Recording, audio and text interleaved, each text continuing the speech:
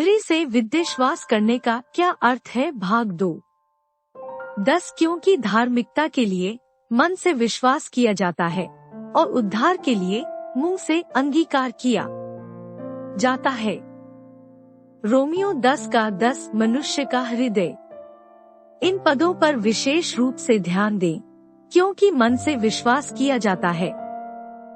मनुष्य हृदय से विश्वास करता है। जब परमेश्वर यहाँ पर मनुष्य के हृदय के विषय में कहता है, तब वह भौतिक अंग के विषय में नहीं कहता जो रक्त के संचरण में मदद करता है और आपके शरीर को स्वस्थ रखता है। वह वास्तव में मनुष्य की आत्मा के विषय में कहता है, जो कि मनुष्य के अस्तित्व का केंद्र है।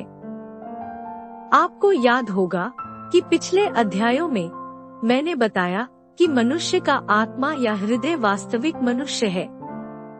मनुष्य आत्मा है, उसके पास प्राण है और वह शरीर में रहता है।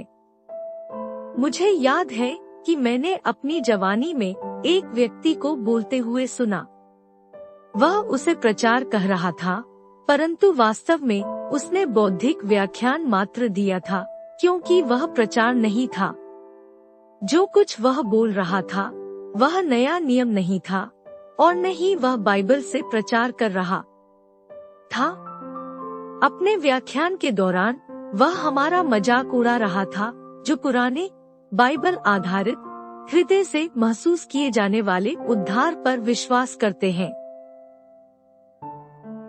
उसने हृदय शब्द का शाब्दिक उपयोग किया और कहा कि यदि व्यक्ति का हृदय बदल जाता है तो इसका अर्थ है कि उसे हृदय की समस्या है और वह मर जाएगा। उसने कहा कि यह हृदय परिवर्तन व्यक्ति को मार देगा, क्योंकि उसके रक्त का बहाव सही ढंग से नहीं होगा।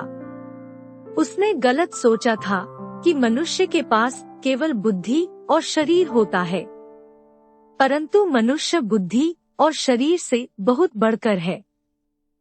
मनुष्य आत्मा है, उसके पास प्राण है और वह शरीर में रहता है। हम जानते हैं कि मनुष्य परमेश्वर के स्वरूप और समानता में सिरजा गया। उत्पत्ति 1:26। इसका अर्थ मनुष्य परमेश्वर ही के वर्ग का है। मनुष्य को परमेश्वर के वर्ग का ही होना है, नहीं तो वह आत्मा और सच्चाई के साथ परमेश्वर की आराधना नहीं कर पाएगा। यीशु ने कहा, परमेश्वर आत्मा है। यूहन्ना 4:24। और फिर यीशु ने कहा, परमेश्वर आत्मा है और जो उसकी आराधना करना चाहता है वह आत्मा और सच्चाई के साथ आराधना करे। हमने इस पाठ में देखा कि आपका आत्मा आपकी बुद्धि नहीं है। आपकी बुद्धि आपके प्राण का हिस्सा है। प्राण में आपकी बुद्धि, आपकी इच्छा और आपकी भावनाएं आती हैं। किसी को भी, विशेष करके फुल गॉस्पेल विश्वासियों को जानना चाहिए कि मनुष्य का आत्मा क्या है, क्योंकि जब आप अन्य भाषाओं में बोलते हैं तब आप अपने हृदय से बोलते हैं या अपनी आत्मा में से बोलते हैं। इसलिए परमेश्वर पर हृदय का छिपा हुआ मनुष्य रोमियो 7:22, क्योंकि मैं भीतरी मनुष्यत्व से तो परमेश्वर की व्यवस्था से बहुत प्रसन्न रहता हूँ। रोमियो 7:22 में मनुष्य की आत्मा को भीतरी मनुष्यत्व कहा गया है। यह भीतरी मनुष्यत्व और छिपा हुआ मनुष्य हमें मानव आत्मा की ईश्वरीय परिभाषा देता है। याद रखें, मनुष्य आत्मा है, उसके पास प्राण है और वह शरीर में रहता है। 1 थिस्सल 5:23। अपनी आत्मा से हम आत्मिक संसार से संपर्क करते हैं। अपने प्राण से हम बौद्धिक और भावनिक क्षेत्र से संपर्क करते हैं और अपने शरीर से भौतिक संसार से संपर्क करते हैं। आप अपनी बुद्धि से परमेश्वर से संपर्क नहीं कर सकते। अपने शरीर से आप परमेश्वर से संपर्क नहीं कर सकते। आप केवल अपनी आत्मा से परमेश्वर से संपर्क कर सकते हैं और परमेश्वर आपसे आपकी आत्मा के द्वारा संपर्क करता है।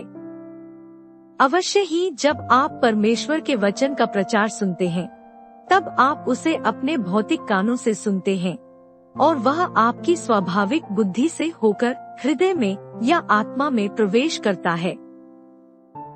क्या आपको याद है कि जब आप पापी थे, तब परमेश्वर के वचन ने आपके अंदर, आपकी आत्मा में कैसे असर किया? पवित्र आत्मा ने वचन के द्वारा आपकी आत्मा से बातें की। आपने अपने भौतिक कानों से वचन सुना, परंतु उसने आपकी आत्मा पर असर किया। इससे हम कुछ समझते हैं। 1 कुरी 2:14 में लिखा है, परंतु शारीरिक मनुष्य परमेश्वर के आत्मा की बातें ग्रहण नहीं करता। दूसरे अनुवाद में लिखा है, स्वाभाविक मन या स्वाभाविक बुद्धि परमेश्वर के आत्मा की बातों को नहीं समझ सकती। बाकी का वचन इस प्रकार कहता है, क्योंकि वे उसकी दृष्टि में मूर्खता की बातें हैं और न वह उन्हें जान सकता है, क्योंकि उनकी जांच आत्मिक रीति से होती है। 1 कुरी 2:14। परमेश्वर का वचन परमेश्वर की आत्मा का वचन है और बाइबल कहती है कि परमेश्वर का वचन स्वाभाविक बुद्धि को मूर्खतापूर्ण लगता है।